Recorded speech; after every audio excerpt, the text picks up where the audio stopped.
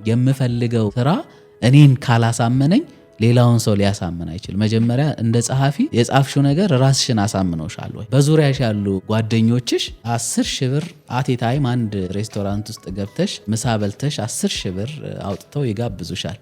የ10,000 ብር መጽሐፍ ግዙኝ ብትያቸው ግን ወደኋላ ይሉብሻል። ከጎንሽ ያለ ሰው በጸሐፊነትሽ አምኖ አብሮሽ የሚሆን ሰው ከሆነ በቃ እድለኛ ነሽ ብዬ ነው። እኔ ደግሞ እድለኛ ነኝ። ለመጻፍ ትችላለህ? አልችልም። እውነቱን ለመናገር አልችልም። የሚጽፉት ሰዎች ስለ መጻፍ የተማሩ ናቸው ወይ ብለሽ ብትጠይቂ በአብዛኞቹ አይደሉም። ለእኔ ከተማርኩበት የኖርኩበት ነው ቅርጽ የሰጠኝ። የኖርኩበት ደግሞ ትዳሬ ነው።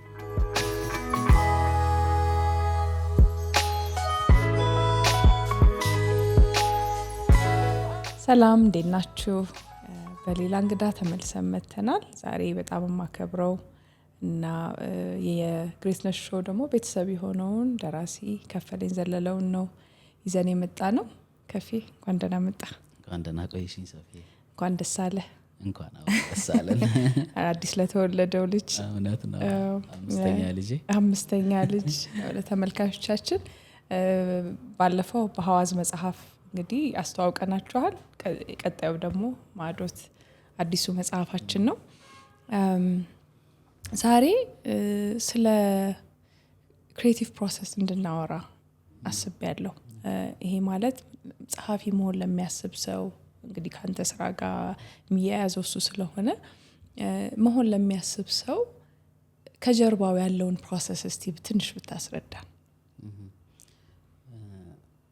እንግዲህ ጸሐፊነት ትንሽ እንዲሁ በደምሳሳው ከምናስበው ለየት ያለ ገጽ ያለው የተከበረ ሙያ እንደሆነ ነው እኔ የማምነው። ብዙኛ የምናየው ያለቀውን ነገር ስለሆነ በጸሐፊነት ሂደት ውስጥ ያለቀውን ነገር ስለሆነ የምንመለከተው ጸሐፊነት ፌስ የሚያደርጋቸውን ብዙ ችግሮች፣ የሚጋፈጣቸውን ውጣውረዶች ወይም ደግሞ የሚጠይቃቸውን ኢቲክሶች ውጣውረዶቹን ስለማንመለከት ለጸሐፊነትም ያለን ግምት ትንሽ በልኩ እንዳልሆነ ይሰማኛል። ጸሐፊነት ብዙ ነገርሽን አተሽ ግን አንቺ ብዙ ነገር ለሰው ለመስጠት የምትኖሪበት ህይወት እንደሆነ ነው እኔ የምገልጸው የማስበው። ጸሐፊ ስትሆኚ ከብዙ ነገር ትርቂያለሽ። ከማህበራዊ ህይወት፣ ከቤተሰብሽ፣ ኢቭን አንዳንድ ጊዜም ከራስሽ ማለት ይቻላል። እና ብዙ ጊዜ ከሀሳቦች ጋር ነሽ። ቅርበትሽ ከሀሳቦች ጋር ስለሆነ ሀሳብ ደግሞ ይዞሽ የማይሄድበት ቦታ የለም እና አትወሰኝም። አንቺ ብዙ ቦታ ነሽ እና ብዙ ቦታ ስትሆኚ ደግሞ አንድ ቦታ ለመሆን አንድ ቦታ ለመገኘት ጊዜ አይኖርሽም እና ከዛም አልፎ ማለት ነው ጸሐፊነት እንዳልኩሽ የሚፈልጉትን ሀሳብ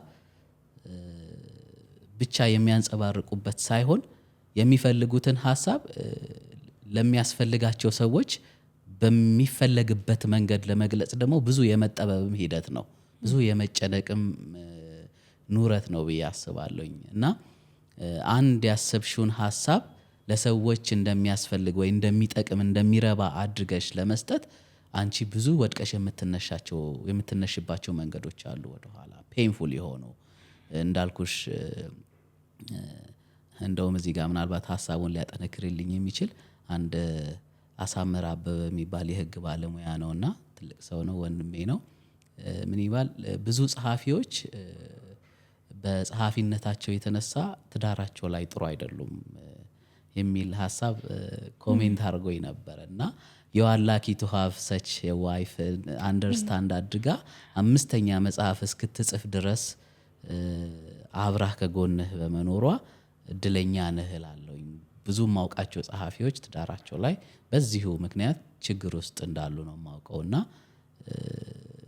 እንደዛ ሲለኝ ያውቃሉና ይሄ ምንድነው ጸሐፊ የመሆን የሚያመጣው አንዱ ችግር ነው። ምክንያቱም አንቺ ብዙ ጊዜ ከሐሳቡ ጋራ ስለሆነ ውሎ አዳርሽ እዚህ ጋር ስለምስኖሪው ህይወት አብሮሽ ስላለ ህይወት ፐርፐዝሊም ባይሆን ሳታውቂው ትርቂያለሽና መራቅሽ ደግሞ ይፈጥረው ብዙ ችግር አለና የአብሮሽ የሚሆነው ሰው ሊረዳሽ የሚችል ካልሆነ አንቺም ደግሞ ዋይስ ሆነሽ ነገሩ የሚፈልገውን ጊዜ በአግባቡ ለትዳርሽም ለሌላውም ማህበራዊ ህይወትሽም ለሌሎችም ጉዳዮችሽ የምትሰጪውን ጊዜ በልክና በወጉ ለመስጠት ራስሽን የገራሽና በጣም ያረቅሽ ሰው ካልሆንሽ ችግር ውስጥ የሚከትም ሙያ እንደሆነ አስባለሁ። ያንን ሁሉ ቻሌንጅ አልፈሽ ነው ያለቀለት ነገር ይዘሽ መተሽ ለዛውም በለፋሹ ልክ እንትኑን ሪተርኑን የማታገኝበት ሙያ ነው። በሌላው ዓለም ብዙ ጸሐፊዎች በኑሯቸው እንዳልኩሽ በትዳር ነክ በሆነ ህይወታቸው ላይ ጥሩ ናቸው ባይባሉም ፋይናንሻል በሆነ ነገራቸው ግን ጥሩ ናቸው በሚያገኙት ነገር ምናምን። ወይራስ ግን ወደዚህ ወደኛ አገር ስትመጪ በጣም እንደውም አሳዛኙ ህይወት የጸሐፊነት ህይወት ይመስለኛል። ምክንያቱም አንቺ አሁን ደግሞ የመጽሐፍ ማሳተሚያ ዋጋ በጣም ከብዷል። ያን ያህል መስዋዕትነት ከፍለሽ የምትጽፊው መጽሐፍ የሚሸጥበት እድሜ ላይ ሲመጣ ወይም ጊዜ ላይ ሲመጣ ኢትስ ናት ዳት ማች። ይሄ በጣም የሚያረካ አይደለም። ልብ የሚሰብር ነው፣ ስሜት የሚሰብር ነው። ምን ነው ባልጻፍኩ የምትይበት ሁሉ ጊዜ ሊመጣ ይችላል። ምክንያቱም አንቺ በብዙ ሺዎች የሚቆጠር ብርን አውጥተሽ አሳትመሽ ገበያ ላይ ስትሄጂ አንቺ ምናልባት የምትለቂው በመቶ ብሮች የሚቆጠር ያንንም በብዙ አመታት ውስጥ ተሸጦ ሁሉ ማያልቅበት ጊዜ ይኖራልና ፔንፉል ስቶሪ ያለው ከኋላ የማይታይ ቅድም እንዳልሽው ይሄ መጽሐፉን መጽሐፍ ለማድረግ አንቺ መኖር ያለብሽን ህይወት ሁሉ ትተሽ ምናልባት ማጣጣም ያለብሽን ነገሮች ሁሉ ትተሽ ምናልባት መገኘት ያለብሽን ያለሽ ማለት መገኘት የሚገባሽ ቦታ ሁሉ ሳትገኝ ቀርተሽ ከብዙ ነገር ተገለሽ ነው እነዛን ነገሮች ምናልባት 3-4 አመታት ሁሉ ሊፈጁብሽ ይችላል። ይህን ያህል አመት ከብዙ መልካም ነገሮች ርቀሽ የምትፈጥሪው ወይም ደግሞ የምትኖሪው ህይወት ነው ብዬ ነው ማስበው። እና እንዳልኩሽ ከባዱ ነገር ጸሐፊነት ህይወት ውስጥ ሐሳብ ነው። ሰው የሚገዛው ሐሳብ መጸነስ የሰውን ልብ ሊያሸንፍ የሚችል የሰውን ቀልብ ሊገዛ የሚችል ሐሳብ ማግኘት ነው ትልቁ ፈተና። ሐሳቡን ካገኘሽ በኋላ ደግሞ በጣም በጣም ቻሌንጅ የሚያደርገው ነገር ምንድነው? ሐሳቡን ያዥ በሆነ መንገድ ሳቢ በሆነ መንገድ ሰው አንብቦት ለሌሎች ሪኮሜንድ ሊያደርገው በሚችል ብቃት ለመጻፍ መጠበብ ነው።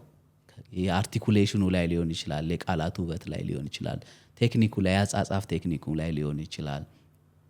ምናልባት ደግሞ ቀድሞ ከተጻፉ መጽሐፍት ትንሽ ለየት ያለ ኮርነር እንዲኖረው የማድረግ ስራ ላይ ሊሆን ይችላል።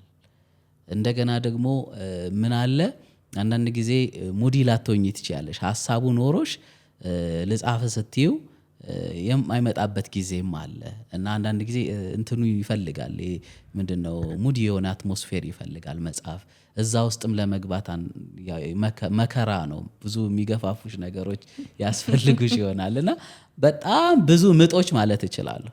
ብዙ ምጦችን ይዘሽ ነው የምትኖሪው ጸሐፊ ስትሆኝና እነዛን ሁሉ ብዙ ምጦች ለመውለድ አንዱ ብቻውን ምን ያህል እንደሚያም ዝም ብለሽ ፊል አድርጊው። የቃላት ውበት መሰብሰቡ እንዳልኩሽ ቴክኒኩ ላይ መጨነቁ፣ አርቶት ስራው ላይ መጨነቁ፣ እንደገና ደግሞ ህትመት ጥራቱ ላይ መጨነቁ፣ በጣም ሌሎች ብዙ ማናያቸው ነገሮች አሉ እና እነዚህን ሁሉ በጣም ከባባድ ሸክሞች ተሸክመሽ የሆነ ቦታ ላይ እርፍ እስክትይ ድረስ አንቺ ብትኖሪም እያልኖርሽ ነው የምትቆየውና ከባድ ነገር ነው። በተለይ ደግሞ ከጎንሽ የማይረዳሽ ሰው ሲኖር በርታ፣ ጥሩ ነው፣ መልካም ነው፣ ምን ላግዝህ የሚል ሰው በሌለበት ሁኔታ ደግሞ የምትጽፊ ከሆነ በጣም ከባድ ነው የሚሆነው። ምክንያቱም የሚያበላሽብሽ ነገር ብዙ አለ። እዚህ ጋር ጥሩ ነገር ለመስራት እየሄድሽ እዚህ ጋር የምታበላሽው ነገር አለና ያም ደግሞ እንዳይጠፋ መሳ ለመሳ የሆነ ነገሮችን እያስተካከልሽ የማትሄጂባቸው ነገሮች ካሉ የሰራሽውን ያህል የሚጠፋው ነገር ይበዛል ብዬ አስባለሁኝ። እና አስማጭ ነው ጸሐፊነት፣ በጣም አስማጭ ነው። የምትገላገዩም አይደለም። ጽፈሹ ራሱ አሁን ሬሰት አትሞ ራሱ እያነበብኩት ነው በሚገርምሽ ሁኔታ አልቆ ሁሉ እያነበብኩት ነው። ከእያንዳንዷ ገጽ አንድ ፊደል ተንሻፋ ባየውኝ ቁጥር አንድ ሀሳብ በምፈልገው ልክ አረፍተ ነገሩ ተዋቅሮ ባልተቀመጠች ቁጥር አይፊል በቃ ሪግሪት የሆነ እጸጸታለሁኝ። ገብቶሻል? ወይኔ እንደዚህ አድርጌው ባልነበር። የምታርፊበት ስራ አይደለም ጸሐፊነት፣ የሁሌ ምጥ ነው፣ የማትገላገየው ምጥ ነው። እና እኔ እንደዛ ነው ገጽ ጸሐፊነት። ሰላም እንዴት ናችሁ? በሶፊያ ኮንሰልታንሲ ስር ከሚሰጡ ስልጠናዎች መሀል የንግድ ስራ ለመጀመር የሚያስችል ዝግጅት ነው። ንግድ ስራ ለመጀመር የምታስቡ ወይም ጀምራችሁ እዛ ላይ መታገዝ ለምትፈልጉ ይህንን ስልጠና ብትካፈሉ ጥሩ ነው ብዬ እላለሁ። በግልም በቡድንም መታችሁ መውሰድ ትችላላችሁ። ከሀገር ውጭ ላላችሁም ተመልካቾቻችን በኦንላይን ስለምንሰጥ ትምህርቱን መካፈል ትችላላችሁ። ሙሉ መረጃውን በምናስቀምጠው ስልክ ደውላችሁ ማግኘት ትችላላችሁ። ጸሐፊ ልሁን ብለህ የወሰንክበትን ጊዜ ታስታውሰዋለህ? አስታውሳለሁኝ። እንትኑ መፈለጉ ኤሌመንተሪ ሌቨል እያለሁኝ እንደነበር አስታውሳለሁኝ። 7ኛ 8ኛ ክፍል እያለሁኝ ሚኒ ሚዲያ ሊድ አደርግ ነበረ። ቀጨኔ ደብረ ሰላም የሚባል ትምህርት ቤት ነው የተማርኩትኝ እና በጣም አክቲቭ ፓርቲሲፓንት ነበርኩኝ። ግጥሞች እየጻፍኩኝ አቀርብ ነበር፣ የራሴን ግጥሞች፣ ትረካዎች፣ የራሴን ትረካዎች እየጻፍኩ ተርክ ነበረ እና እዚህ ጊዜ ላይ የምጽፋቸውን ጽሁፎች ይዤ ነው ከፍ እያልኩ የመጣሁትኝ። ሃይ ስኩል ስገባም የካቲት 12 በበፊቱ እቴጌ መነን ተብሎ የሚጠራው ትምህርት ቤት ነው የተማርኩትኝ እና እዛም እያለሁኝ ይዤው መጣሁኝ።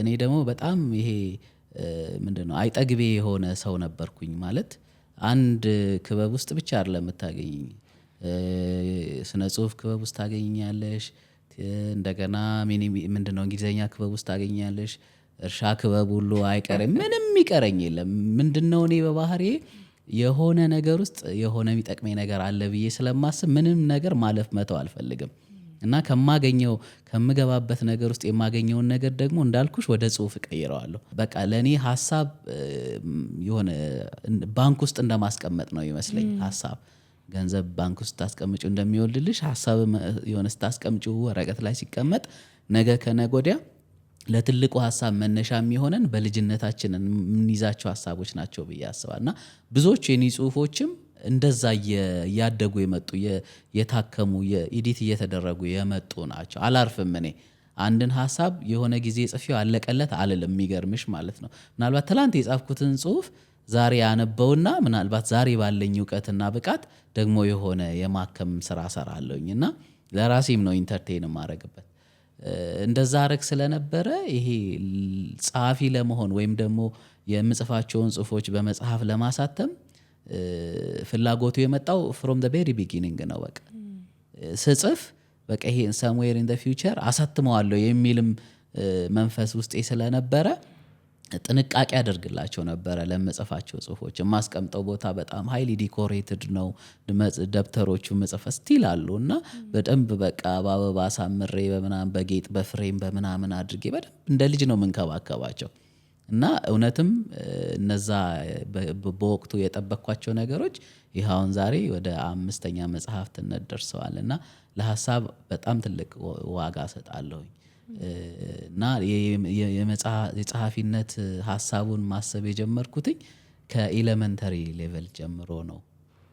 ያ እያደገ መጥቶ ነው ልክ 12ኛ ክፍልን 92 ዓመተ ምህረት ጨረስኩኝና 95 ዓመተ ምህረት ላይ ነው የመጀመሪያ መጽሐፍ የሻማ ብርሃን የጻፍኩት ማለት ነው።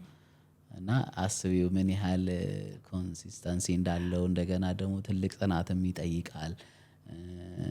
ቀላልም አይደለም። ያን ያህል ጊዜ ሀሳብ ውስጥ እየዋኙ መቆየት እኔ እንደ ትልቅ ጥንካሬም ነው ቆጥሮ። እውነቴን ነው ለራሴ ገርመኛል፣ ለራሴ ማለት ነው። ከዛ ጊዜ ጀምሮ ግን ፍላጎቱ እንዴት መጣ? ማለት እንዲሁ ውስጥ የነበረ ነገር ነው ወይ ሰዎች አይተህ እንደነሱ ብሆን ብለህ ነው? ስሜቱ ከየት መጣ? በእርግጥ ያው የምኖርበት አካባቢ በቅርበት ማቃቸው የጥበብ ሰዎች አሉ። እንደ ምሳሌ የምወስዳቸው። ግን እነሱን አይቼ ነው እንደዚህ ሆንኩት ለማለት የሚያስደፍር አይደለም።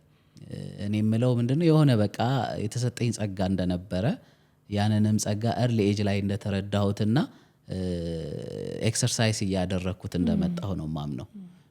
ግን ምንድነው ያለሽን ነገር የሚያክምና የሚከረክም ሰው ሲያስፈልግሽ ትሄጃለሽ ወደ በቁት ጋር ስትሄጂ ደግሞ በቅርበትሽ ያሉት አሁን እነ ፈለቀ የማሩ አበበ ሌሎችም እሱን መሰል ከኔ እድሜ ትንሽ ከፍ ያሉ ሄደሽ ልታማክሪያቸው የምትችያቸው ሰዎች ነበሩ። እና ያው ከነሱ የምትወስጂው የነሱን መጽሐፍ እያነበብሽ ራስሽን የመለካት እኔ የት ነኝ ማለት ያለሽበትን ደረጃ የማወቅና ራስሽ ላይ ስራ የመስራት ስራ እንድሰራ አድርገውኛል። በተረፈ ግን እኔ እንትኑ በቃ የሆነ እድለኛ ሆኜ early age ላይ ይሄ መክሊት እንዳለኝ የተረዳው ሰው ነኝ ብዬ ነው ማስበው።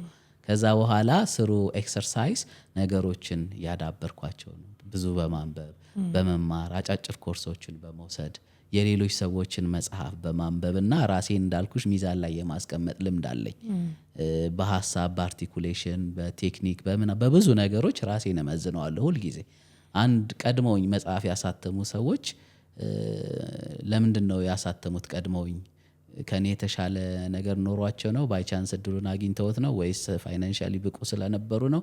እኔ ለምንድነው ያላሳተምኩት የሚል የሆነ ራሴን ፖዚቲቭሊ ከሌሎች ጋር የማነጻጸርበት እልህ አለኝ። ያ እልህና ትጋት ወደ ምፈልገው ነገር እንዳመጣኝ ይሰማኛል። ያው ብዙ ችግሮች ግን ነበሩ።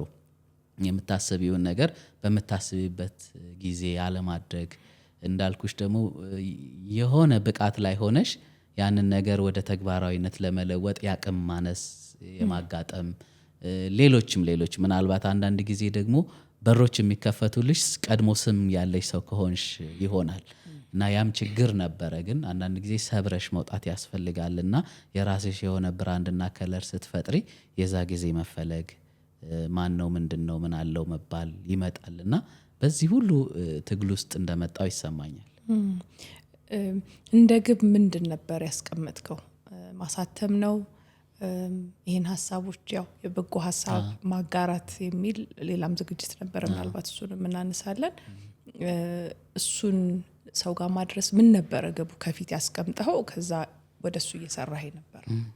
ትልቁ ነገሬ እንዳልኩሽ ውስጤ የሆነ መልካም ነገር እንዳለ ይሰማኛል። ማለት መልካም ነገር ስልሽ በመጽሐፍ የዳበረ የምጽፋቸው ጽሁፎች በአብዛኛውን የሆነ ነገር ማለት የሚችሉ ኮንስትራክቲቭ የሆነ ሳይድ አላቸው ብዬ አስብ ነበር፣ አምን ነበር። እነዛን ነገሮች አጠንክሮ መምጣትና የሆነ ጊዜ ላይ የራሴ የሆነ ብራንድ በቃ ከፈለኝ እንደዚህ አይነት ጻፊ ነው የመባልን ምኞት በጣም ውስጥ ያዝየው ነበር የምኖረው። አልለቀኩትኝም።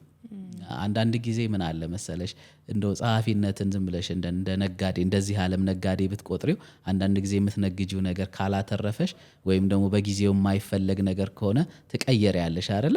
እኔ ግን እንደዛ አልነበርኩኝም። እየሰራው ያለሁት ነገር ብዙ ጊዜ እነዚህ መካሪ የሆኑ ነገሮች ናቸው። አብዛኛው ምክረ ህይወት ላይ ነው የምሰራው። ነገሮች ፖዚቲቭ ናቸው። ሁሉ ነገሮችን በቀና መመልከት በጣም ደስ ይለኛል። ለራሴ ነው። ይሄንን ሐሳብ ባይ የሚያደርግ ወይም ደግሞ በሐሳቤ የሚስማማ ሰው ካለ ይውሰድ፣ የማይጥመው ሰው ካለ ሳብት ይሄም የሱ ነው የሱ ጉዳይ ነው ብዬ ነው ማስበው እንጂ እኔ አንባቤን አስቤ አይደለም የምጽፈው። በነገራችን ላይ ራሴን በቃ ራሴን ፊልም አድርገውን ነገር አስቤ ነው የምጽፈው። እኔ የሚሰማኝን ነገር የኔም ጉዳይ ነው ብሎ ለኔም ይጠቅማል ብሎ የሚያነብሰው ያንብበይ ብዬ የምጽፍ ሰው ነኝ እንጂ ነከሌ የሚወዱት እንደዚህ ስለሆነ ብዙ አንባቢ የሚወደው ይሄ ስለሆነ ወይ ማርኬታይዝድ ለማድረግ ነገሩን እንደዚህ ለመሸቀጥ ብዬ የምጽፍ አይደለሁኝም። እና ያ ስለነበረ ከመጀመሪያው በመጣሁበት መንገድ ነው የመጣሁት። በመሃል እንደዚህ አቋራጭ መንገድ ፈልጌ የታጠፍኩበት መንገድ አልነበረም። ቀጥ ብዬ ነው የመጣሁት። እግዚአብሔር ይመስገን ቀድሜ አስብ የነበረውን አሁን አግኝቼዋለሁ ብዬ አስባለሁ። አሁን በቃ እንደ ብራንድ ሆኗል። እኔ የምጽፋቸው ጽሁፎች ይታወቃሉ። ምክረ ሰናይ የሆኑ ምክረ ህይወት የሆኑ ለሰው ልጅ በቃ የሆነ አራቂ የሆኑ ከርካሚ የሆነ ሐሳብ የሚሰጡሽ የሆነ ምንድነው መንገድ የሚያሳዩሽ የሆነ ብርታት የሚሰጡሽ ጽሁፎች ናቸው በዚህ ይታወቃለኝ። ስለዚህ የሆነ ነገር ፈጥሬያለሁ ብዬ ይሰማኛል። ሞር ማስተር ማድረግ እንደሚገባኝ አውቃለሁ። ያው እኔም ቅድም እያነሳውልህ ነበር እንደዚህ አይነት ያጻጻፍ ስልቶች የተለመዱ አይደሉም፣ ወይም ብዙ መጽሐፎች ያሉን ቢኖሩን ጥሩ ነው። አሁን እኔም እንደ አንድ ፐርሰናል ዴቨሎፕመንት ላይ እንደሚሰራ ሰው ብዙ የምናጣቅሳቸው መጽሐፍት የውጭ ናቸው እና ይህን መጀመርህ በጣም የሚያስደስት ነው። ያው ብዙ ተመልካዮቻችንም ያንተ መጽሐፍ በጣም ነው የሚወዱት፣ ብዙዎቹ ገዝተው አንብበዋል። አሁን ስንመጣ ወደ ማዕዶት ስንመጣ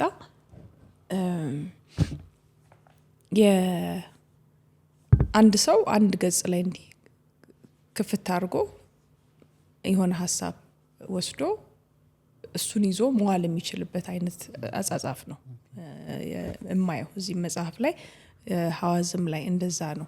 ይሄንን ለመጽሐፍ ከምንድን ነው የምትሰበስበው ሀሳቡን? አንባቢ ነህ? ብዙ ታነባለህ ወይስ ከየት ነው እነዚህ ሀሳቦች ተሰብስበው? እንግዲህ በጣም ብዙ ነው እዚህ ላይ ያለው ሀሳብ በቁጥር ስንት ነው ታውቀዋለህ? እስቲ የመጨረሻውን ቁጥር ገጹ 156 እንደሆነ አውቃለሁ። ገጹን ነው ሳይው ሀሳቡ 145 የተለያዩ ሀሳቦች እዚህ ላይ ያሉና ከምን ላይ ነው ከየት ነው የምትሰበስባቸው? እንደ ብዙ የሚነበቡ መጽሐፍት እንዳሉት ያሉትን ያህል ብዙ አንባቢ ነኝ ማለት አልችልም። በጣም ደካማ ነኝ ብል ነው የሚሻለው። ያ ማለት ግን አላነብም ማለት አይደለም። ጸሐፊ እስከሆንኩ ድረስ ነገሮችን በብዙ ዳይሜንሽን ለማየት ስለሚረዳኝ ማየት ያለብኝን መጽሐፍ አያለሁኝ፣ አነባለሁኝ። ለኔ ይደግፈኛል፣ ያግዘኛል፣ ካለሁበት ትራክ የሆነ ያስፈነጥረኛል ብዬ የማስበውን ሊያግዘኝ የሚችል መጽሐፍ ሴሌክቲቭ ነኝ ነው እንጂ የምለው አንባቢ አይደለሁም አይደለም ብለው ግን እመርጣለሁ ማነበውን ነገር። ብዙ ጊዜ ሳነብ በሪኮሜንዴሽን እንደዚህ አይነት ሰው ነኝ፣ እንደዚህ አይነት ጸሐፊ ነኝ፣ እንደዚህ አይነት ፍላጎት አለኝ፣ ምን ባነብ ሰጀስት አድርጉኝ ያላችሁ የምል ሰው ነኝ። ስለዚህ ሳነብ እመርጣለሁ።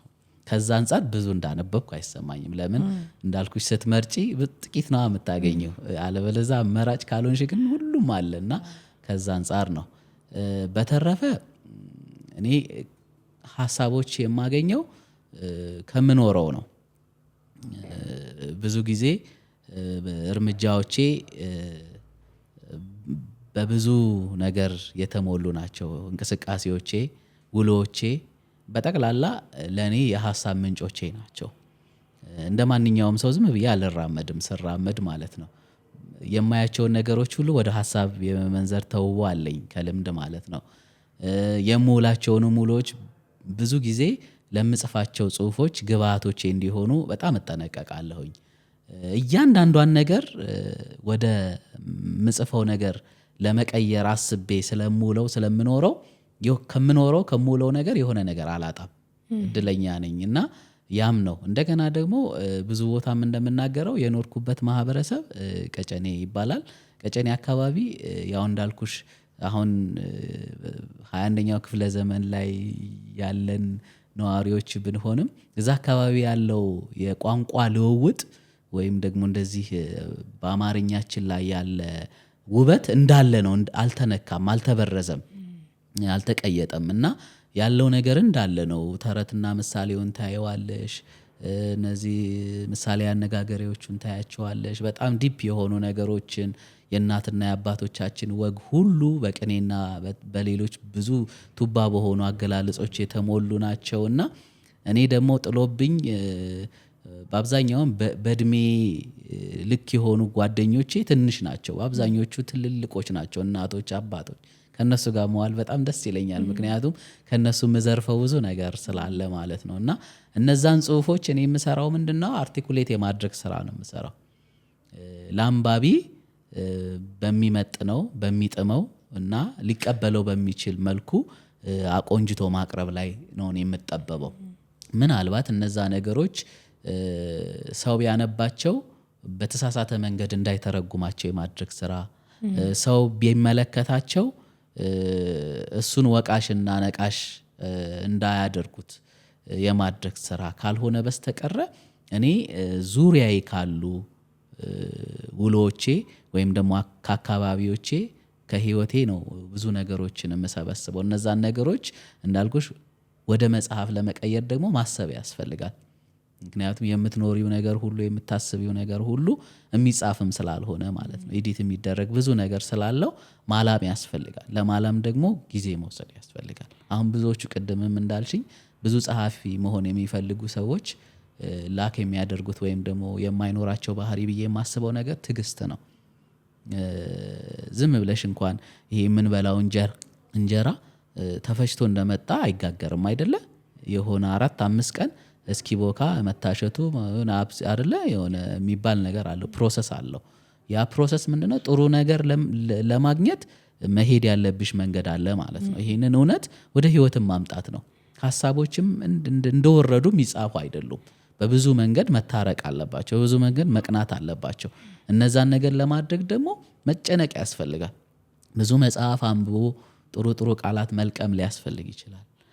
ብዙ መጽሐፍት አንብቦ ብዙ ያገላለጽ ቴክኒኮችን መቅሰም ያስፈልጋል።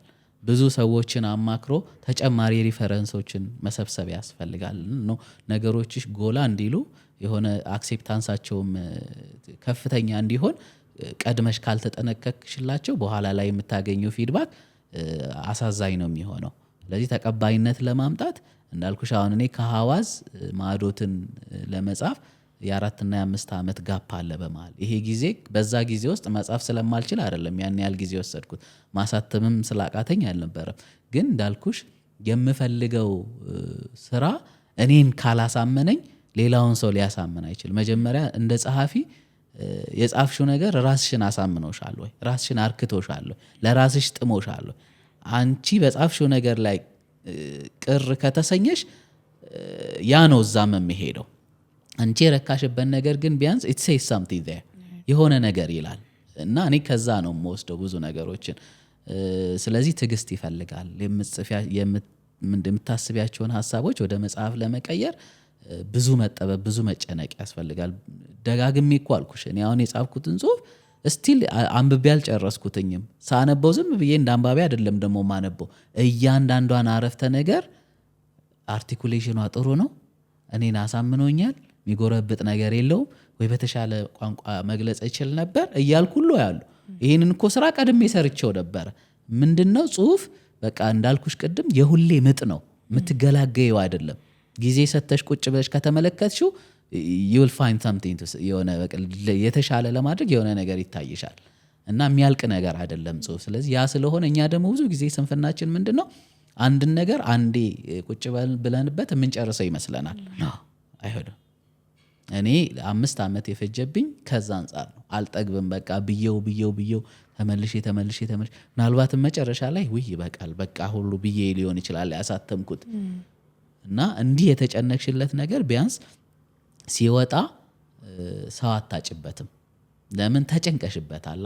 ቦታ የሰጠሽው ነገር ለአንቺ ቦታ አይነሳሽም ብዬ አስባለሁ። እና ጸሐፊነት ከሚታየው ነገር በስተጀርባ ያለው ህመም ከባድ ነው ያልኩት የማይታዩ ብዙ ቁስሎች ስላሉ ነው። አንቺ ምናልባት ላትድኝ እኮ ሁሉ ትችያለሽ ከህመሙ ማለት ነው። ያ ባለበት ነው መጽሐፉ ታትሞ የሚወጣው እና አንቺ ከነቆስልሻለሽ፣ ሰው ግን በጻፍሽው ነገር ምናልባት እየታከመ ሊሆን ይችላል። እንደዚህም ነው ብዙ የማይታዩ ፔኖች አሉ እኔ የማውቃቸው ማለት ነው። በዛ ላይ እንደገና ደግሞ ለመሸጥ ባለው ሂደት የምትቸገሪያቸው ችግሮች ብዙ ከባድ ባይነገሩ የምትያቸው ሁሉ ናቸው እና እንደዚህ ነው እኔ የመጣሁት። ይሄ ሁሉ ክፍያ ግን ለምን? ደስ የሚል ጥያቄ ነው። እንደ ዘመኑ አስተሳሰብ የምታስቢ ከሆነ ለማግኘት ነው። ግን እኔ እንደዛ አይደለም የምጽፈው። እንደዛ ቢሆን ኖሮ ጸሐፊ አልሆንም ነበረ። ለማግኘት አስቤ የምጽፍ ጸሐፊ ሆኜ ቢሆን ኖሮ 5 ድረስ አልደርስ 1 ላይ አቆም ነበረ። ምክንያቱም እኔ እንደ ጻፍኩት ያገኘው ሰው አይደለሁኝም፣ እንደ ጻፍኩት የተጠቀምኩ ሰው አይደለሁኝም። በጣም ፔን አለው ምልሽም ይሄ ነው። ዛሬ በዙሪያሽ ያሉ ጓደኞችሽ 10 ሺህ ብር አቴ ታይም አንድ ሬስቶራንት ውስጥ ገብተሽ ምሳ በልተሽ 10 ሺህ ብር አውጥተው ይጋብዙሻል። የ10 ሺህ ብር መጽሐፍ ግዙኝ ብትያቸው ግን ወደኋላ ይሉብሻል። ስልክ አያነሱልሽም። ስጠሪያቸው ሬስፔክት አድርገሽ ቪአይፒ ብለሽ ጠርተሻቸው አቴንድ አያደርጉሽም፣ ኢግኖር ያደርጉሻል። ገንዘብሽን እንዳልኩሽ ነው። አንቺ ብዙ የቤትሽ ቀዳዳ መድፈን ያለብሽ ብዙ የቤትሽ ቀዳዳ እያለ በቃ ይሄ ለህሊናሽ የምትሰሪው ነገር በቃ ትውልድ ይጠቀምበት ሰው ይዳንበት ብለሽ የምትሰሪው ነገር ብዙ ገንዘብሽን ይወስድብሽና እዚህ ብዙ ቀዳዳችሁ ሳይደፈኑ ይቀሩና ግን ይሆናል የማይታየው ነገር ያልኩሽ ይሄ ነው። እና በሺዎች የሚቆጠር ብር በትኝና የሆነ በሳንቲም መልቀም ዓመታት ምናምን ከዛ አንፃር ምንም እንትን የለውም። ግን ያ አይደለም ውስጥሽ የሆነ የሚሞግትሽ ስሜት አለ። በቃ አንቺ የተማርሽበት፣ አንቺ የተነካሽበት፣ አንቺ የተቀየርሽበት ሀሳብ ሌሎች ህይወት ውስጥ ገብቶ አንቺ ጋር የሰራውን ስራ እንዲሰራ መመኘት። እንደገናም ደግሞ ከዛም ባሻገር ኢት ኢዝ ሶ ስፒሪቹዋል። እኔ መንፈሳዊ ነው ብዬ ነው ማስበው። ጸሐፊነት መንፈሳዊነት ነው ብዬ ነው ማስበው። ስትጽፊ አገኝበታለሁ ብለሽ ሳይሆን እረካበታለሁ ብለሽ የምትሰሪው ስራ ነው እንጂ ይሄ እስናር አባውት ይሄ የመሸቀጥ ጉዳይ አይደለም። እንደዛ ቢሆን ኖሮ ብዙ ጸሐፊዎች አይጽፉም ነበር። እየታመሙ ነው የሚጽፉት፣ እየተራቡ ነው የሚጽፉት፣ እየተጠሙ ነው የሚጽፉት። ምናልባት የረባ አልጋ ላይ ሳይተኙ ነው የሚጽፉት። የተመቸ ህይወት ውስጥ ሳይሆኑ ነው የሚጽፉት። አውቃለሁ ብዙ ጸሐፊዎች የሚያሳትሙበት ገንዘብ አጥተው ግን ጀስት መታተሙን ብቻ ስለሚፈልጉ ምንም ነገር ሳያገኙ ብቻ አሳትሙልን፣ እናንተ ስሙ የኛ ይሁን እናንተ አሳትሙት እያሉ የሚሰጡ ሰዎች አውቃለሁ ጸሐፊዎች። ይሄ ከምን አንጻር ነው? ማግኘትን ከመፈለግ አንጻር አይደለም። ግን ያለሽ ነገር ሰዎች ጋር ሄዶ ስራ እንዲሰራና የሰዎችን መጠቀም በማየት ለመደሰት ከማሰብ አንጻር ነው። ይሄ ሶ ስፒሪቹዋል የምለው ከዛ አንጻር ነው። እውነቱን ለመናገር እንደዛ እኔ በጻፍኩት ልክ አግኝቼ ቢሆን ኖሮ ዛሬ እኔ እንደዚህ አይነት ቦታ አልሆንም ነበረ፣ ሰሙዌር ኤልስ ሆን ነበረ በብዙ ነገር ማለት ነው። ግን እንደ ድል ሆኖ ገና ነው እኛ አሁን በጸሐፊነት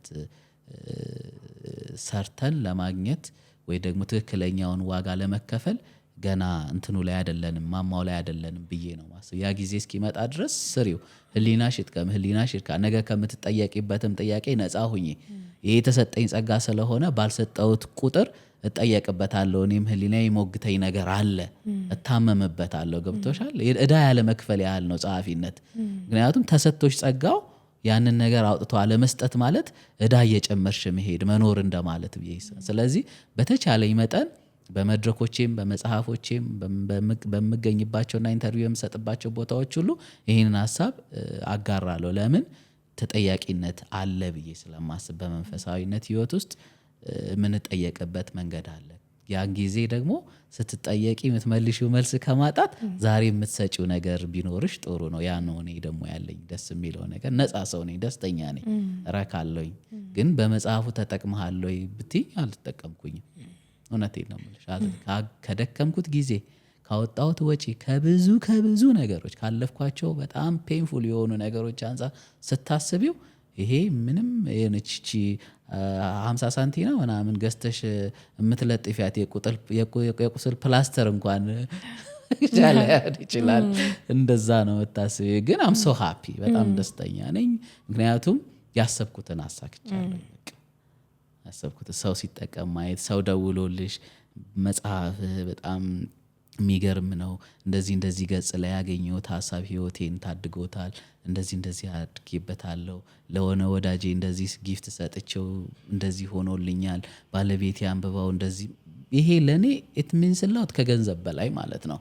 በቃ ይሄ እርካታ እንዳይበልጥብሽ ስለምታስቢ ነው እንጂ መጽሐፍሽ የቀጠለው ኖርማሊ በጻፍሽው ልክ ማግኘት ያለብሽን ነገር አግኝተሽ ነው ወይ ተብሎ ቢጠየቅ ነው። ስለዚህ ያው ለመንፈሳዊ እርካታ፣ ለህሊና እርካታ እና ነገ ከሚኖር ተጠያቂነት ነፃ ከመሆን አንጻር ነው የምጽፈው። ሰላም።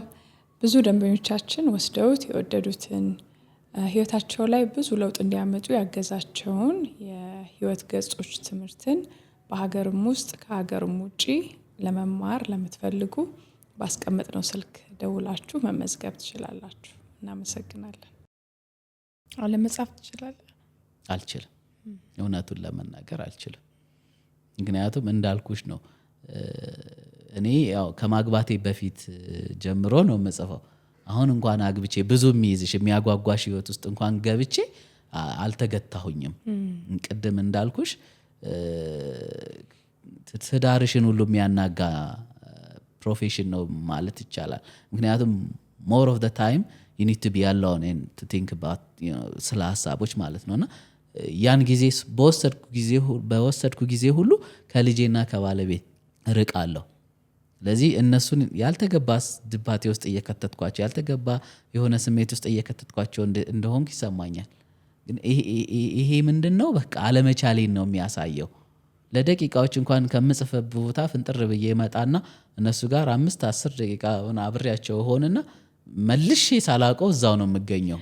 እና ሰው በእንትን ነው የሆነ እንትን አለው ልዩ መንፈስ ነው ብዬ ነው አስበው። መጥፎ ነው ሳይሆን ኢንጆይ የምታደርጊው ራስሽ ብቻ የምትረጂው፣ ሌሎች ግን በአምላክ ፈቃድ የሚረዱት ብዙዎች ግን የማይረዱት በጣም የደስታ ህይወት እንደሆነ ይሰማኛል። እድለኛ ነሽ ግን ከጎንሽ ያለ ሰው በጸሐፊነትሽ አምኖ አብሮሽ የሚሆን ሰው ከሆነ በቃ እድለኛ ነሽ ብዬ ነው። እኔ ደግሞ እድለኛ ነኝ በጣም ደስ ይላል። እንደውም የምጽፈውን አንብብልኝ እስኪ ምንድነው የጻፍከው ምትል ባለቤት ነው ያለችኝ። ያ ኢንከሬጅስ ሚ እና ሞር ያለኝ ስሜት ላይ ተጨምሮ እንደውም እንዲበሰብኝ ያደረገው። ትወዳለች በጣም እሷም የሆነ ኢንክሊኔሽኑ ነበራት ሰምዌር የሆነ እድሜ ላይ የተገናኘ ነው። በዚህ አጋጣሚ ነው የምጽፋቸው ጽሁፎች ነበሩ እንዳይላት በሚል መንገድ ተገናኝተን ነው እዚህ ድረስ የመጣውና አንዳንዴም እንደው ያው መቼም መርጠሽ ስለማታገቢ ወይ ደግሞ መስፈርት አውጥተሽ ስለማታገቢ ነው እንጂ እንዲህ ካለሽ ነገር ጋራ ማች የሚያደርግ ሰው እንደው የሆነ ተመርጦ የሚገባ ቢሆን ለምን ነገሩ ያድጋል ብዬ ስለማስብ፣ ወይ ደግሞ እግዚአብሔር መባረኩን ይስጥሽ።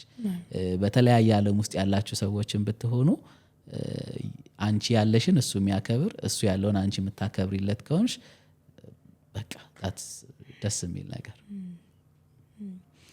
እስቲ ሩቲንህን ንገረን። አሁን በየቀኑ ትጽፋለህ? እኔ አላርፍም በቃ ምናልባት ሶሻል ሚዲያ ቤት ውስጥ የተለየሽ ቦታ አለችኝ። ሆም ኦፊስ አለችኝ። እዛች ቦታ ላይ እንግዲህ ከኑረቴ አብዛኛውን ሰዓት እዛች ጋር ተቀብጬ ታገኛለሽ። ምናልባት ቦታ የምቀይረው ቦታ ሳይሆን ፖዚሽን ነው የምቀይረው። ወንበር እንድቻ አድርጌ ወደ ሚስቴ ፊቴን እንድቻ አድርጌ ወደምሰራው ስራ ካልሆነ በስተቀር ሞስት ኦፍ ዘ ታይም እዛች ጋር ነኝ።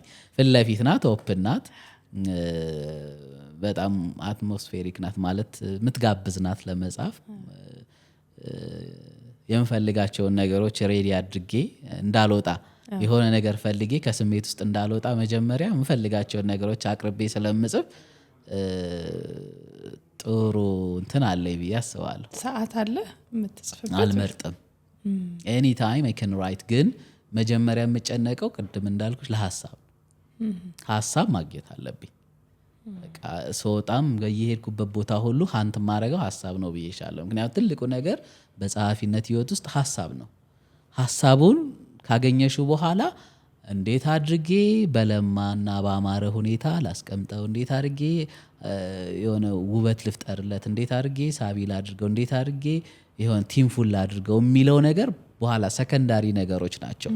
ሀሳቡን አስቀምጠሽ ያንን ሀሳብ በጣም ቢውልድ አፕ ለማድረግ እሱ ላይ የሆነ ቫልዩ ለመጨመር እንዳልኩሽ ብዙ ነገሮች ውስጥ ገብተሽ መጽሐፍቶች አንብበሽ ሰዎች ጠያይቀሽ ብዙ ሪፈረንሶች ተመልክተሽ ምናምን እሱ ሊያዳብሩልሽ የሚችሉ ነገሮች ስብሰባ ላይ ነው የምትሄጂው።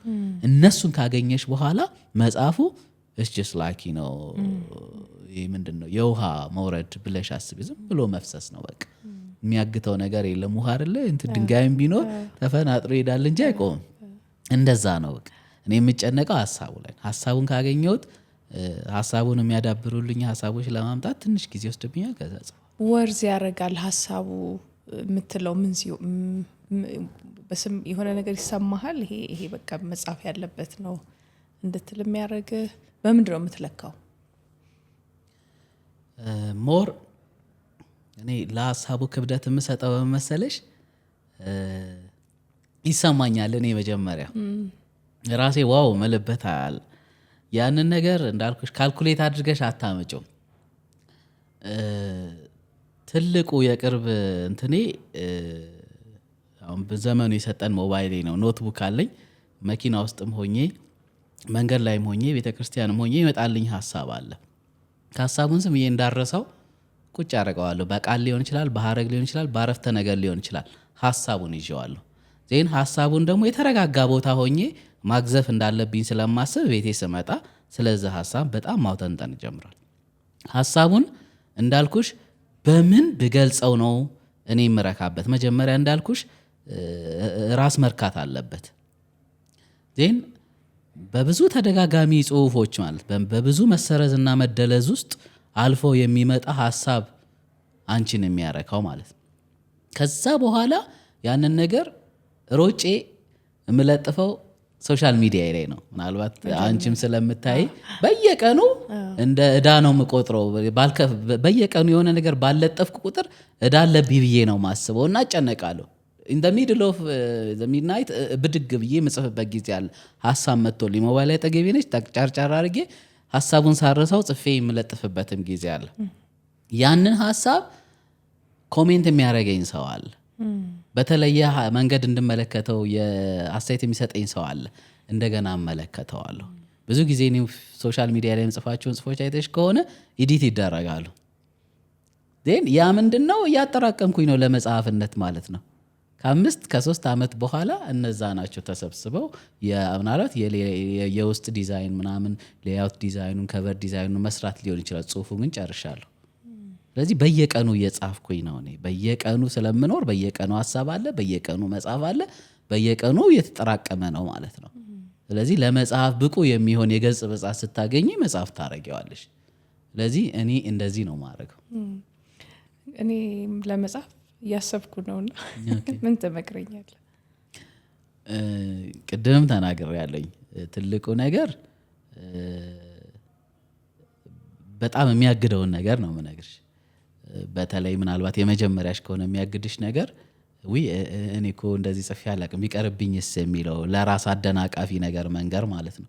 ለራስ ታኮ ማስቀመጥ ማለት ነው። ወደፊት እንዳትሄጂ የሚያደርግሽን ነገር ከውስጥሽ አውጭው። ምክንያቱም ሁሉም ሰው አሁን በተለይ የሚጽፉ ሰዎች ስለ መጻፍ የተማሩ ናቸው ወይ ብለሽ ብትጠይቂ በአብዛኞቹ አይደሉም። በአብዛኞቹ ብዙ ከመኖር ብዙ ከመጻፍ ብዙ ከመሞከር ወደ ብዙ ለመጻፍ የደረሱ ሰዎች ናቸው። እና ሙያዊ የሆነውን ነገር የያዙት ብለሽ ሀንት ብታረጊ ወይ ዲስከቨር ብታረጊ ጥቂት ሰዎች ናቸው። ስለዚህ ያ ሞር ያለሽ ነገር ላይ ተጨማሪ እና ትልቅ አቅም እንዲኖርሽ አድራጊ ነው እንጂ የሆነ ዋና ነገር ነው ብዬ አላስብም። ገብቶሻል? ዋና ነገር ነው ብዬ አላስብም። አንዳንድ ሰው በተፈጥሮም ያለው ነገር በትምህርት ከሚኖረው ነገር የበለጠ እንደሚሆንም አምናለሁኝ። ሶ ኢትስ ዩ ሁ ማተርስ። አንቺ ትጋትሽ እንዴት ነው? ልምምድሽ እንዴት ነው? እንዴት ነው የመጣሽው? ገብቶሻል? ያለሽን የምታስቢያቸውን ነገሮች በጽሁፍ የማስቀመጥ ልምምዱ ነበረሽ ወይ? ወይስ ደግሞ የጻፍሻቸውን ነገሮች ቀድሞ ከተጻፉ የሌሎች ሰዎች ጽሁፎች ጋራ የማነጻጸርና ራስሽን የት ጋር እንዳለሽ የማየት ልምዱ አለሽ ወይ? ገብቶሻል? ሙከራዎች አሉ ወይ? የጻፍሻቸውን ነገሮች ለሰዎች በማሳየት ከሰዎች ፊድባክ የማግኘትና ራስሽን የት ጋር እንዳለሽ የመመልከት ልምዱ አለሽ ወይ? በእነዚህ መንገድ ውስጥ የመጣሽ ከሆንሽ you have something to say። እኔ እንደዛ ነው ማስበው እንጂ there is no law። በቃ ጸሐፊ ለመሆን ህግ አለ ቢሉኝም ህጉን እኔ ማልከተል ሰው ማልስማማበት ሰው ነኝ። ለምን እንደሆነ ታውቂያለሽ? ሀሳብ ይገድባል ህግ አናዲ። በተለይ በጽሁፍ ዓለም ውስጥ ይሄ እንዲህ ነው መጻፍ እንዲህ ነው መሆን ያለበት እንዲህ እኮ አይጻፍም እንዲህ እኮ ነው። እኔ እሱን I don't bite አልስማማበትም። ለምን? ሀሳብ ገዳቢ ነው። ምክንያቱም ብዙ ጊዜ የሆነ አጥር ስታበጂ የሆነ መልካም ነገር እንዳይወጣ እየገደብሽው እንደሆነ ነው የሚሰማኝ። ስለዚህ ሀሳቦች እንዲፈሱ የግድ there has to be a way ወይው ደግሞ መታጠር የለበትም፣ ክፍት ነው መሆን ያለበት። ስለዚህ ሶፊያ ፊል ያደረገችውን ነገር ታምጣው፣ ግን ትንሽ መሰረታዊ የሆነ ነገር ተላብሶ ይምጣ። ሀሳቧ ግን የሆነ ነገር እንዳለው ስለምታምንበት ነው አይደለ ላመጣችው። ስለዚህ ያንን ነው እኔ ባይ ማረገው። ስለዚህ ሁሉም ሰው የሆነ ነገር አለው የሚለው ያንን ነገር ስለማምንበት ያ ነገር ደግሞ በህግና በአጥር ከታጠረ ሐሳቡ እንዲመክን እያደረግነው ነው ማለት ነው። አለበለዚያ እንደ ከሌ ይጻፍ እሱ እንደጻፈው ይጻፍ እየተባለ እንደሱ ስለማትሆኚ እንደ ራስሽ ሳትሆኚ ትቀሪያለሽ ማለት ነው። ታግጂውና ማለት ስለዚህ እኔ ያንን አልስማማበትም። ለዚህም ነው እኔ በራሴ መንገድ እየሄዱ የራሴን የሆነ መስመር ይዤ የተገኘሁትኝ እንጂ ኖርማል አሁን ፕሮፌሽናል በሆነ የአጻጻፍ መንገድ ብትሄይሽው የኔን አጻጻፍ መንገድ ብትመለከችው ምናልባት ዜሮ ሌቨል ላይ ያለ ሊሆን ይችላል። ግን ይሄንንም ባይ የሚያደርገው ጥሞት የሚያነብሰው ማስለመድ ነው። ያ ህግ እኮ ሰሙዌር የሆነ ቦታ ላይ የሆነ ሰዎች ተስማምቶ በቃ የሄዱበት መንገድ ነው። ዛሬስ ላይ ለምንድን ነው ማናስለምደው? ለምንድን ነው በተለመደ መንገድ ላይ የምንሄደው? ኦፍ ኮርስ ይሄ ኢቲካል ያልሆነ ነገር አንከተል እንጂ ወይም ደግሞ በጣም የወጣ ከአኗኗር ዘይቤያችን ያፈነገጠ ነገር አይሆን እንጂ ፖዘቲቭ እስከሆነ ድረስ አይ ኒድ ቱ ፎሎ ማይ ኦን ዌይ ቀኔ ራሴን መንገድ መከተል እፈልጋለሁ። ለምን እኔን የሚገልጸኝ ያ ስለሆነ ነው። እንደ ከሌ ከሆነ በሱ ሞልድ ውስጥ ነው ያለሁት እኔ አይደለሁኝም። እንደዛ ነው ማስበው። ስለዚህ ሁሉም ሰው ሊል የሚችለው ወይም የሚገባው የህይወት ኑረት አለው። ያንን ኑረቱን እንደወረደ የሚሰጥበት መንገድ የተወሰኑ ነገሮች ሼፕ ተደርገው ቢመጣ ብዙ ነገር ልናውቅ እንደምንችል ይሰማል። ለምን ያንቺ ያኗኗር ዘይቤ እኔ ከምኖርበት ያኗኗር ዘይቤ ጋር አንድ አይደለም። ስለዚህ ከአንቺ ማገኘ የሆነ ነገር አለ ማለት ነው። ከኔም እንደዛው ማለት አለበለዛ ነው የከፈለኝ ነው ጥሩ ያጻጻፍ ዘይቤ ስለዚህ እንደሱ ነው ልጽፍ የሚገባኝ ካልሽ ወደ እኔ እየመጣሽ ነው። አንቺን አይደለሽም እኔንም አትሆኝም። ስለዚህ ያው ነው ባዲ ማለት ነው። ስለዚህ መጀመሪያ እንዳልኩሽ የጻፍሽው ነገር ላንቺ በጣም በተመስጦ ስትመለከችው አርክቶሻል ወይ አሳምኖሻል ወይ? ምክንያቱም ህሊናችን ፊል ያደርጋል የምናደርገውንም የምንጽፈውንም ምን ሆነውንም ነገር ሁሉንም ነገር ይዳኛል አይደለ? ስለዚህ ዝም ብለሽ ስታነቢው እንደ አንባቢ የጻፍሽውን ነገር ምንድነው ፊል ያደረግሽው? የሆነ አለመርካት ተሰምቶሻል ወይ? እዚህ ጋር ያለው የቋንቋ እንትኑ ምናምን እንትን ይላል። ሌላ ሰው የጻፈው ጽሁፍ ቢሆን ኖሮ ይሄንን ጽሁፍ ስታነቢው እንዴት ነው በቃ ደሰሰት ትክክለኛውን ነገር ይነግርሻል ራስሽ። ስለዚህ የዛ ጊዜ ምን ትጀምሪያለሽ? ማረቅ ትጀምሪ። እቺን እንደዚህ ላርጋት ዜን ነገሩ በዳበረ ቁጥር ህሊናሽም ቅድም ይል የነበረውን ነገር እያስተካከለ ይመጣና አሁን ጥሩ ሆነ እየማለት ነገር ይመጣል። የሁሉም ሰው ትክክለኛ ዳኛ እና አራቂው ህሊናው ነው። እኔ እንደዛ እንጂ ይሄ የተጻፉት መስፈርቶች ምናምን ህጎች አይደሉም። እኔ በዛ አልስማም። የህግ ሰው አይደለሁኝም። ኑሮዬን መኖር ህይወቴን መኖር የምፈልገው ፊል በማደርገውና ህሊናዬ በሚነግረኝ መንገድ። ምክንያቱም ትክክለኛው ነገር እዛ ጋር ስለሆነ የተጻፈው ነገር ሁልጊዜ ስናት እኮ ይሄ ያለቀለት ነገር አይደለም። ሰው የጻፈው ነገር ነው አይደለ? ሰው የጻፈው ነገር ደግሞ ሁልጊዜ ትክክል ነው ብዬ አላስብም።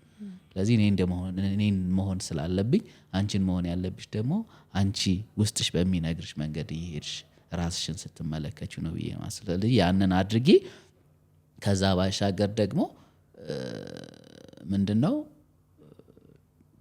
ተጨነቂ። ጥያቄ ያለብሽ የምትጽፊው ነገር ተነባቢ ሊሆን ነው። ሲነበብ የሚያነበው ሰው ደግሞ ምናልባት ከአንቺ በላቀ ደረጃ ላይ ያለ ሰው ሊያነበው ይችላል። ከአንቺ በወረደ ደረጃ ላይ ያለ ሰው ሊያነበው ይችላል። ከእውቀት አንጻር ነው ምልሽ። ስለዚህ እነዚህ ሁለት ሰዎች ሲያነቡሽ ያኛው ሊቀበልሽ ነው ምንም እንትን የማይጠይቀው ሰውዬ፣ ከአንቺ አቅም በታች ያለው ሰውዬ ዝም ብሎ የጻፍሽለትን ሊወስድና ሊኖርበት ነው። ይሄኛው ደግሞ ሊጠይቅ ነው። አንዳንድ ባይ የማያረጋቸውንም ሀሳቦች ሊሞግትሽ ነው። ስለዚህ ለዚህኛው መልስ ትሰጫለሽ ወይ? አጥጋቢ መልስ። ለዛኛው ደግሞ ተጠያቂ ትሆኛለሽ ወይ? ከዛ ለእነዚህ ነገሮች መልስ የሚሆነውን ነገር ይዘሽ የቆምሽ ሰው ከሆንሽ የካን ፕሪንት ኢት አውት። ያው እንደ ጸሐፊ ሪፍሌክት ታደርጋለህ ህይወት ላይ አይደለ? ተመልካች ነህ። ትዳር፣ ልጅ፣ ይሄን ህይወት እንዴት አየው? ምን ተማርክበት? እንዴት አደግ? የተገናኘ ነው ገና የተጋባን ጊዜ ይመስለኛል። እንግዲህ አሁን ከዛ በኋላ 4ኛ ዓመቴ ነው። ወደ 5ኛ ዓመት ነው በትዳር እና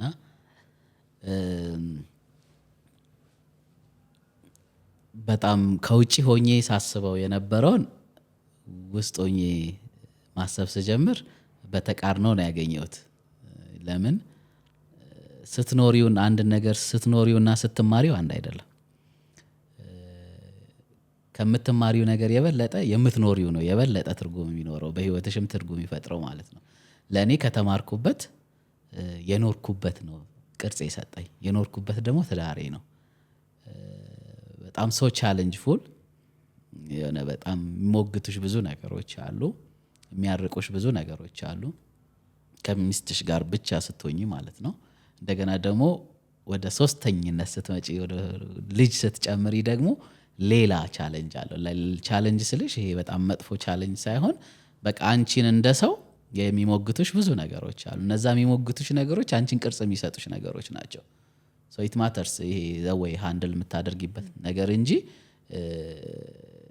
ትዳር ህይወት ውስጥ ስትመጪ ከአጋርሽ ጋር የሚኖርሽና እንደገና ደግሞ ከአጋርሽ ጋር እየኖርሽ የምትፈጥሪው ልጅ ይዞ የሚመጣውን ነገር ተቀብለሽ የምትኖሪበት መንገድ አንቺን በጣም ነው ጥሩ ቅርጽ እየሰጠሽ የሚሄደው በብዙ ነገር ማለት ነው። እና እኔ የተማርኩት ነገር ቀድሜ ይኖር የነበረው ህይወት እንዳልኩሽ ብዙም ከመስመር ይወጣ አልነበርም።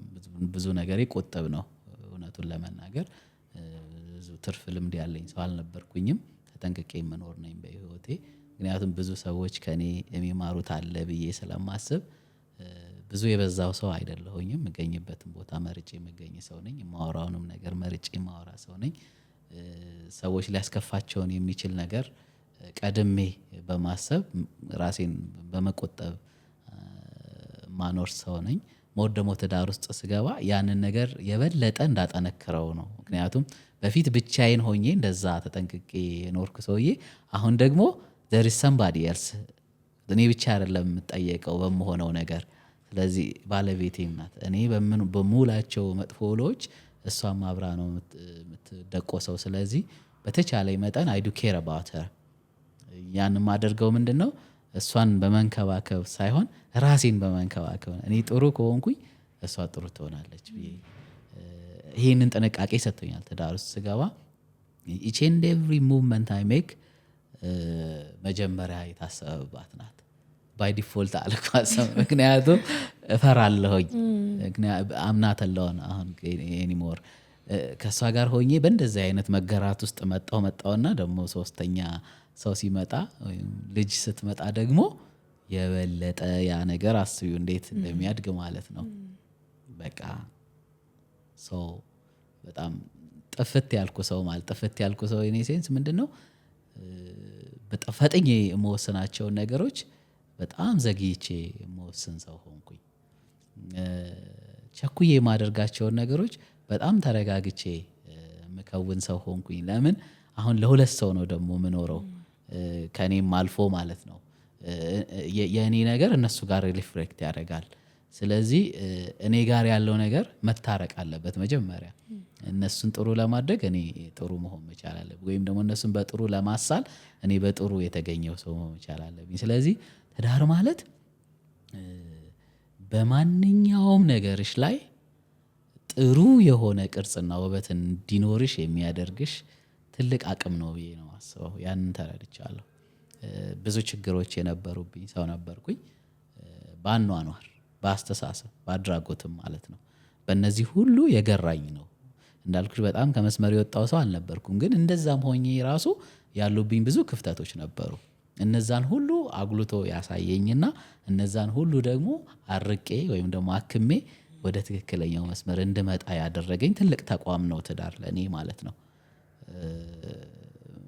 አይ ኖ ማለት ያለቀለት ወይ ደግሞ በጣም እጅግ ስማርታውት ያደረገ ትዳር ውስጥ ነኝ እያልኩ አይደለም። ማንኛውም ትዳር እንዳለበት ይሄ የምትገጫጫቸው ነገሮች የምትነካኪያቸው ነገሮች እኮ ይኖራሉ። ግን እነሱን ስማርትሊ ሂል ለማድረግ የራሱ ትዳር ራሱ የገራኝ ሰው ነኝ። የራሱ ትዳር ማለት ነው።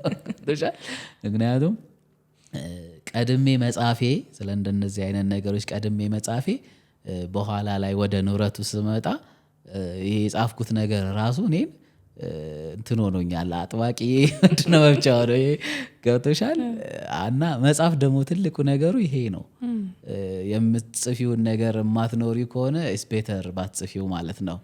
ስለዚህ እኔ አሁን ስጽፍ መጀመሪያ እንደምኖረው እርግጠኛ ከሆንኩኝ ነው የምጽፈው ሁላ ማለት ነው። እና ትዳሬም ውስጥ የጻፍኳቸው ነገሮች በአብዛኞቹ እኔ አካባቢዎች ሆነ ለምን አንቺ የምትሳዩ ቦታ የሚሰጥሽ ዋጋ የምታገኘው በሆንሽው በተናገርሽው ወይም በጻፍሽው አይደለ በተገበርሽው ነገር ልክ ስለሆነ ለእኔ መጽሐፎቼ ከትዳሬ ባልተናነሰ አካባቢዎቼ ናቸው።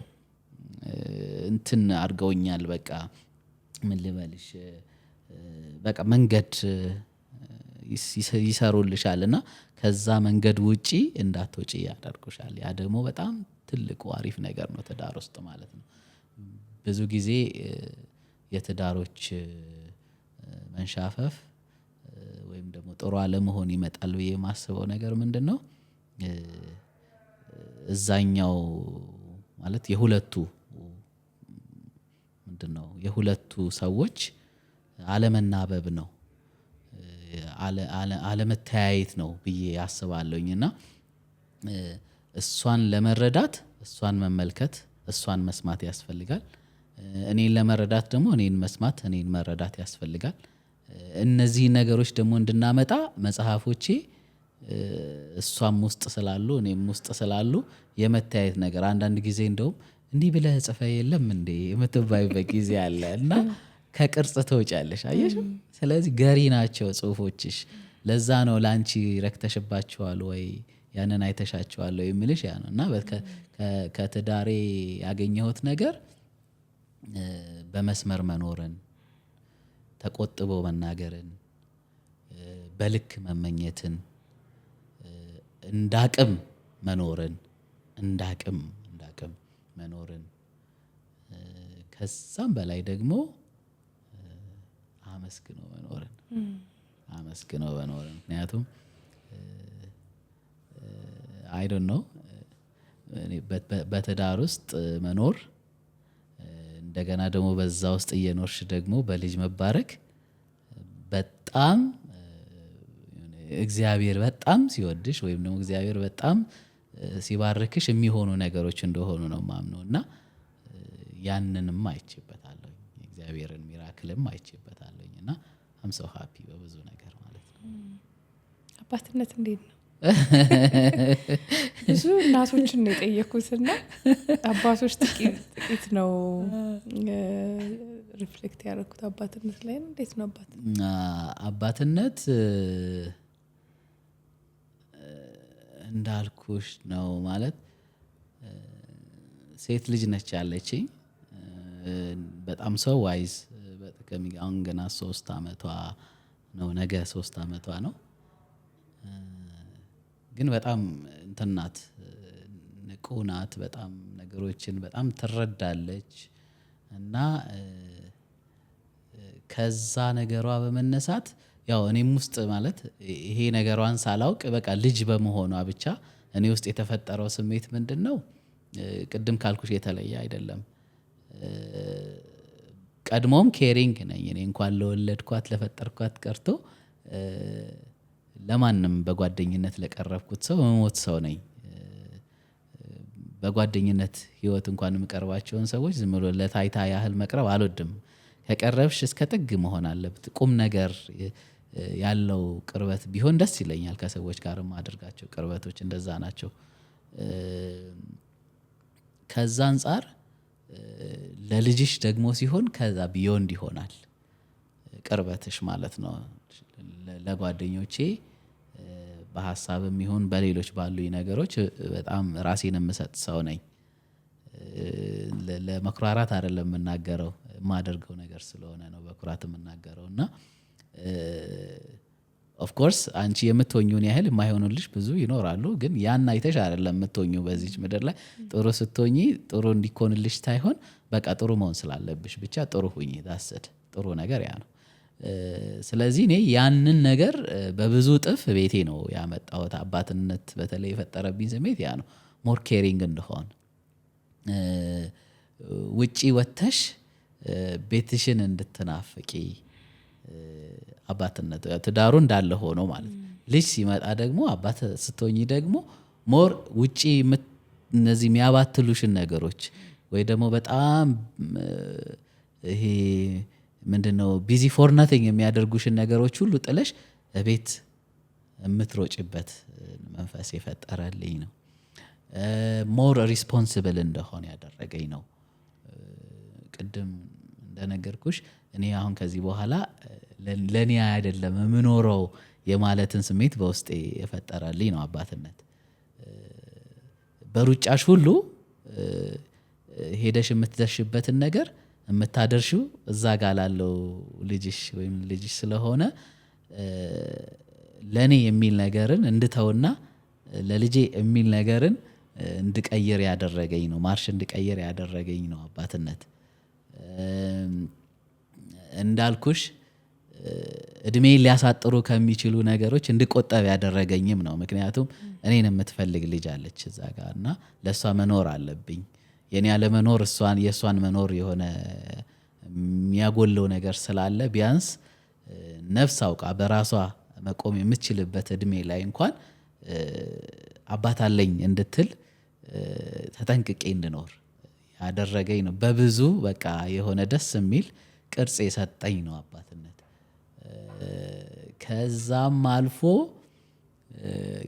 በንግግርሽ በአካሄድሽ ለምን ቤት አስደነግጠኛለች አንዳንዴ እሰንፍና የሆነ እቃ ወይ በስሊፐር ተነስቼ ማንሳት ሲገባኝ ወይ በስሊፐር ምስብ ከሆነ she's gonna do that you see። ስለዚህ ማድረግ የሌለብኝን ባደረኩት የተማርኩትበት ነው አባትነት። ንግግርሽ ላይ አክቲንግሽ ላይ በሁሉ ነገር በቃ ራሴን ያረኩበት ነው አባትነት። ኮስተር ብዬ የሆነ ለቀልድም እኮ ሊሆን ይችላል እንትን ብዬ ከሆነ ምናልባት ራይት ዳት ሞመንት ላትለው ትችላለች። ትንሽ ቆይታ ከሆነ ግን የልጅነት አይምሮ በቃ የሚያትም አይደለ አይለቅም። ቁጭ አድርጋው ትቆይና ከተወሰኑ ደቂቃዎች በኋላ አንቺ ቀድመሽ ያደረግሽውን አክት ታድርገው ታያለ፣ ትደነግጫለሽ። ሰው ገዳዩም አዳኛውም እኔ ነኝ። ስለዚህ አባትነት የሆነ ነገር ከማድረግ ከማለት በፊት እያሰቡ ማሰብና ማድረግን የተማርኩበት ነው ለኔ። እና ለኔ በልጄ የተማርኩ ያለሁበትን ህይወት ነው ያገኘሁበት ከአባትነት ማለት ነው። በቃ እያንዳንዱ አለባበስሽ ነውላ ማለት ነው፣ አነጋገር ይሄ በቃ እያንዳንዷን ነገር። ሴት ልጅ ደግሞ በጣም በጣም በጣም ሲበዛ ፋስት ናት። እንግዲህ 3 ዓመት በጣም ገና እኮ ነው፣ ግን በቃ ከኛ በላይ ነው ታስብ። እያንዳንዷ የምታሳያቸውን የምትሰጫቸውን ነገር ሁሉ እንድትጠነቀቂ እያንዳንዷን ነገር። እና እኔ ብዙ ነው የተማርኩት ልናገር። ምናልባት ወደፊት እግዚአብሔር እድሜና ጤና ከሰጠኝ ብዙ ምጽፈው ነገር ይኖረኛል በአባትነትና በእናትነት እንዲሁም በልጅነት መካከል ስለሚኖሩ መኖር ስላለባቸው ምናምን ነገሮች ብዙ ምለው ነገር እየጻፍኩትም ያለ ነገር ስላለ ማለት ነው። እና ብዙ ያላየሁትን ነገር እንዳያደረገኝ ነው አባትነት ብዬ ነው ማስበው። በጣም እናመሰግናለን ከፌ። ለተመልካቾቻችን እንግዲህ ማዕዶትን የትና የት ያገኙታል?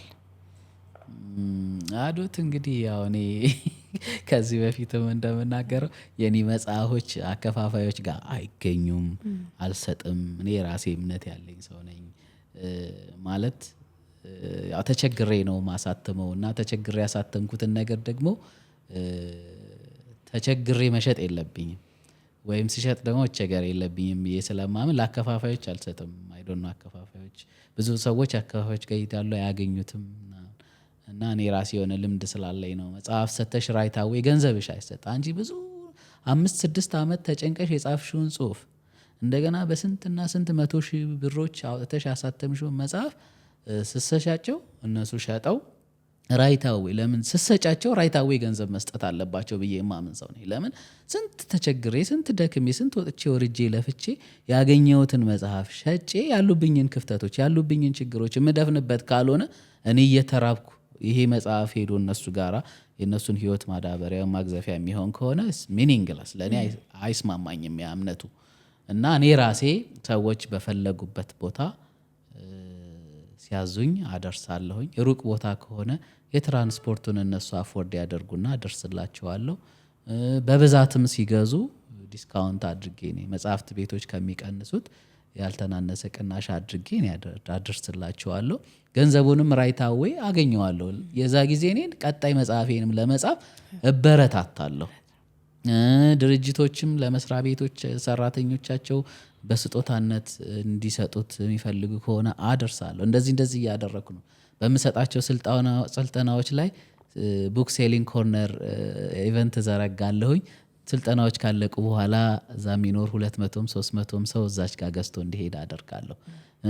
ውጭ ሀገርም ለሚፈልጉ ሰዎች የመላኪያውን በዲኤችኤልም በሌላም መልኩ መላኪያውን ከቻሉ አደርሳለሁ። እንዲህ ነው እየሸጥኩ ያለሁት። የሚገርመው ለመጽሐፍት ቤት ሰጠሽ እኔ አሁን 95 ዓመተ ምህረት ላይ ያሳተምኩት መጽሐፍ የሻማ ብርሃን እስካሁን ያልተሰጠኛል። እኔ ሞቻለሁ። አሁን በሱ የምኖር ሰው ቢሆን ኖሮ ማለት ነው። የሚገርምሽ አሁን በአብዛኛው አሁን ደራሲ ጸሐፊ እንደዚህ ነው። ይህን ሁሉ ተቸግሮ ይሰጥና ሲሄድ የሚሰጠው ምናልባት ከሰጠው መጽሐፍ የአንድ መጽሐፍ የሁለት የሶስት መጽሐፍ ዋጋ ይሰጠዋል። ያለ ቆሎ አይሆን ለዳቦ አይሆን። እሱን አስቦ የሚኖር ሰው ይሞታል። እነሱ ግን ያን መጽሐፍ ራይት አዌይ ኢንካሽ ይቀበላሉ። ገንዘቡ እነሱ ሱቆቻቸው ብራንቾቻቸው ይበዛሉ። የኛ ህይወት እድሜ ያጠረ ይሄዳል። ስለዚህ በመተሳሰቡ ቢኖር ገንዘቡን እነሱ ራይታዊ የሚቀንሱትን ቀንሰው ግን የሚሸጠውን ወዲያው ቢሰጡሽ ትበረታቻለሽ።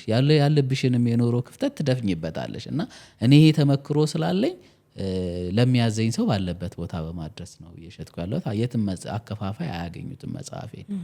እሺ፣ ስለዚህ ተመልካቾቻችን ስልክ ስለምናስቀምጥ ቀጥታ ደውለው መጽሐፉን መግዛት ይችላሉ። ውጭ ሀገርም ካሉ በዲኤችኤል መላክ ይችላል። በፈለጉት መንገድ ኦዲዮ ቡክ ነበረው አይደል? የባለፈው የሐዋዝ አፍሮሪድ የሚባል እንትን ላይ መተግበሪያ ላይ እዛ ላይ ሁሉም መጽሐፎች በሶፍት ኮፒም አሉ፣ በኦዲዮም በራሴ ድምጽ ተተርከዋሉ። እዛም ላይ መግዛት ይችላሉ፣ የቀደሙትን ማለት ነው። ይሄኛው ግን ያው ገና በሃርድ ኮፒ ነው።